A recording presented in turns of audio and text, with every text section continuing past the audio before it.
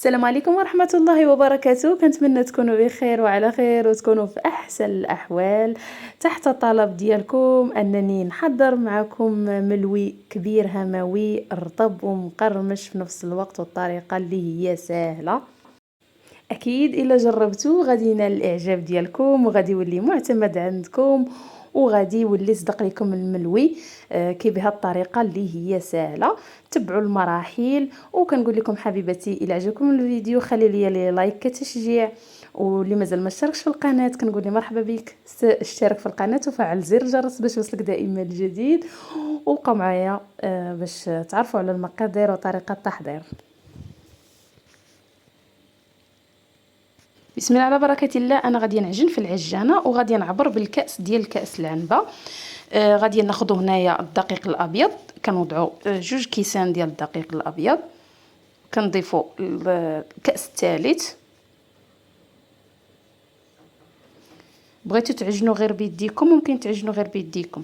غادي نضيفوا الكاس الرابع والكاس الخامس والكاس السادس، يعني 6 ديال الكيسان ديال الدقيق الابيض بالعبار ديال كاس العنبه. وعندي هنايا الدقيق الفينو، يعني الدقيق القمح الصلب، تا هو بنفس القياس. كناخذوا الكاس ديال الكاس العنبه غنضيفوا الكاس الاول والكاس الثاني والكاس الثالث والكاس الرابع والكاس الخامس. في المجموع 5 ديال الكيسان ديال الدقيق الفينو. عندي ملعقه كبيره ديال السكر سنيده، يمكن لكم تعوضوها بالعسل الا كان عندكم. الملحه كتبقى على حسب الذوق، يمكن لكم ديروا حتى اكثر من هذه الكميه، ملعقه صغيره. عندي هنايا راس معلقه ديال الخميره الفوريه او خميره الخبز. وبالنسبه لهنا هذا الكاس ديال الحليب هو اللي كيعطيكم واحد الرطوبيه الملوي، يمكن لكم تستغنوا عليه الا ما كانش متوفر عليكم، غير هو راه كيجي خطير في الملوي. وغادي نبدا نضيف الماء دائما بنفس الكاس اللي كنعبر به. غادي نضيفوا 2 كيسان ديال الماء اللي كيكون يعني بحراره الغرفه، يعني حراره المطبخ، يكون ما هو يعني بارد ما يكونش سخون. من بعد ما ضفت 3 ديال الكيسان ديال الماء، الكاس الرابع غنبقى نضيف فيه غير بشويه بشويه هكا حتى كتجمع ليا العجينه ديالي، وكنتحصل على واحد القوام ديال العجين اللي كيكون ما قاصح يعني وما كيكونش كيتلصق في اليدين، يعني رطب. راه مازال دابا غادي تعجن ومازال غادي تتقاد. بالنسبه لي انا عجنت في العجانه يعني كتوفر علينا الوقت وفي نفس الوقت يعني ما كتاخذش لينا واحد المجهود باش ندلكوها. يمكن لكم نتوما تعجنوا واخا غير بيديكم. من بعد ما تعجنات ليا كيف ما شفتوا العجينه ديالي كنوضعها هكا مباشره في سطح العمل. كيف ما شفتوا راها مدلوكه يعني بالعجانه راها دلكات صافي. وغادي نبدا نقسم فيها واحد الكويرات اللي تيكون الحجم ديالهم كبير، لانني باغا نتحصل على واحد الملوي اللي كيكون الحجم ديالو كبير. كيف ما شفتوا كناخذوا الكويره الاولى هكا وكنبدا نكور فيها صافي. غادي نوضعها هكا في واحد الصحن وغادي نشكل كاع الكويرات الاخرين. خدات معايا هنايا عطاتني واحد 6 ديال الكرات كيف ما شفتوا كبارين. كندهنهم هكا بشويه ديال الزيت النباتي وغادي نغطيهم هكا بالبلاستيك واخا نخليهم يرتاحوا واحد المده ديال 15 دقيقه هكا. كيف ما شفتوا راهم ارتاحوا. بالنسبه للتوريق باش غادي نورق، عندي هنايا الزيت النباتي غادي نضيف عليه شويه ديال الخميره ديال الحلويات باش غادي هكا نورقوا الملوي ديالنا. وعندي هنايا الدقيق الفينو باش غنرش، وعندي هنايا الزبده المذابه عفوا. كناخذوا هكا الزيت النباتي غادي نوضعوه على سطح العمل، لان الملويه راه كبيره غتاخذ لينا واحد يعني واحد المساحه. كندهنوا هكا سطح العمل ديالنا. غادي ناخذوا كويره صافي وكنبداو نطلقوا فيها على هذا الشكل هذا كيف ما شفتوا. من بعد ما غادي نبداو نطلقوا فيها على هذا الشكل هذا، كنحاولوا اننا نطلقوها مزيان حتى كيبان لنا سطح العمل. وبالنسبه لهاد الطريقه اللي هي سهله ومضمونه، يعني الملوي غينجح معكم 100%. كناخذوا هكا العجينه كيف ما شفتوا. هاد الطريقه هذه ضروري ديروها لان غتعطيكم واحد الملوي كيجي مهوي من الداخل. كيف ما شفتوا كنطلقوا على هذا الشكل هذا حتى كيبان لنا سطح العمل وكيتورقوا لنا يعني كيجينا الملوي مورق.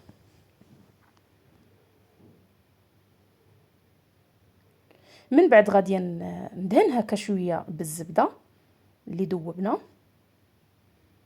كنرشو هكا بشويه ديال الدقيق الفينو، ومن بعد غادي نبداو نطويوها على هذا الشكل هذا كيف ما شفتوا يعني في الفيديو موضح. كنحاولوا نقادو الجناب باش يجينا يعني مقاد، بما ان الملويه كبيره ضروري خصنا نديروا لها هذه الطريقه هذه. كنزيدو ندهنوا شويه بالزبده وكنرشوا الدقيق، وكيف ما شفتوا في الفيديو موضح كنطويوها على هذا الشكل هذا. كنحاولوا نقادو الجناب مزيان.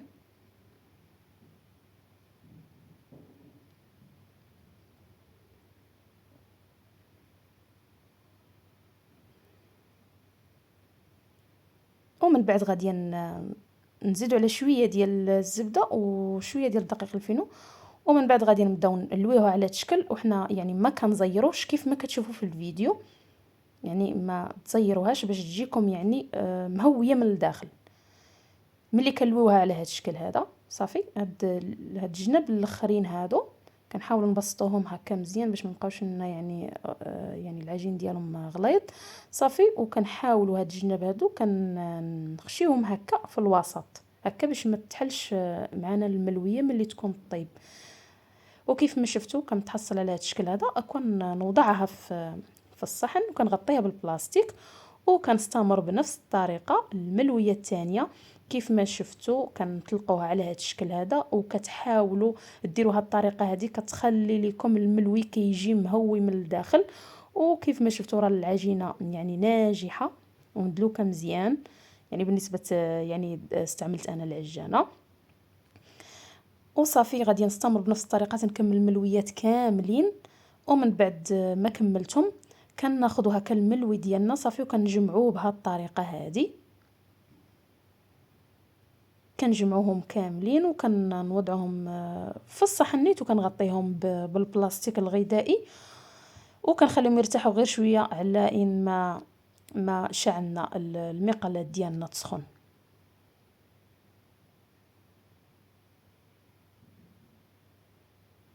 بالنسبه للنار غادي نديروا النار اللي تكون متوسطه كيف ما شفتوا، ما تكونش مجهده بزاف، تكون متوسطه يعني غاديه المهيله. ومن بعد غادي ناخذوا الملويه ديالنا هكا وكنبسطوها بشويه ديال الزيت. بالنسبه للزيت درت فيه شويه ديال الخميره ديال الحلويات باش يعطيكم هذيك القرمشه ديال الملوي. بالنسبه اللي ما كيبغيوش يستعملوا هذاك يعني هذيك خميره الحلويات يمكن لكم تستغنوا عليها. كناخذوا هكا المقلاه كنرشوا هكا بشويه ديال الزيت صافي، كنوضعوا فيها الملويه ديالنا بهذه الطريقه هذه. كنحاولوا نقادوها كيكون السمك ديالها هكا ما كيكونش غليظ بزاف وما كيكونش رقيق. ومن بعد غادي نقلبوها هكا وكنبداو ندوروا فيها هكا باش يعني باش تبدا تنفخ وتحمر معانا. هكا كنبقى مقابلاها وكندور فيها هكا حتى كتحمر ليا من الجناب ديالها، وكتبدا يعني تورق من حدا هي تطيب وكتورق. دائما كنبقاو مقابلينها وكنقلبوها. كيف ما شفتوا هاد التوريق بدا كيبان ملي كتبدا طيب يعني الملويه راه كتبدا تنفخ هكا وحتى كتبدا يعني تورق.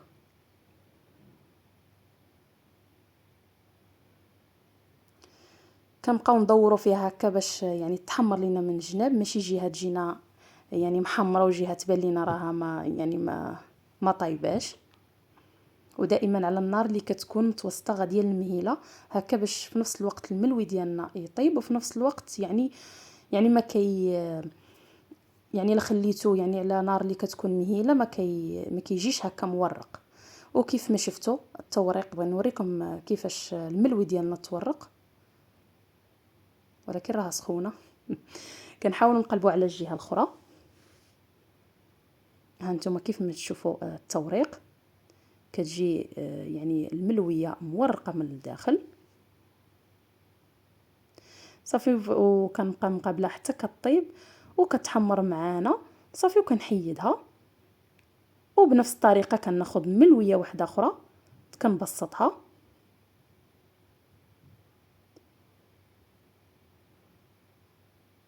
وكنوضعوها هكا في المقلاة من بعد ما كنرشوها شويه ديال الزيت. وكنبقى مستمره حتى كنطيب الملويات ديالي كاملين. الا تبعتوا هاد الطريقه هذه الملوي اكيد غادي ينجح معكم 100%. وبالنسبه للعجانه غنخلي لكم الرابط ديال الفيديو ديالها، يعني كنشرح فيها كيف كتستعمل ويعني ومنين خديتها، حيت كيجوني بزاف ديال الاسئله على العجانه.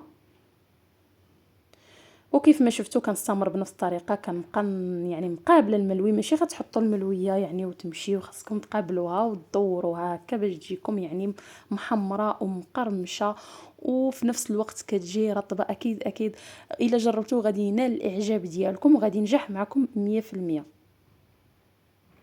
ها انتم كيف ما كتشوفوا التوريق.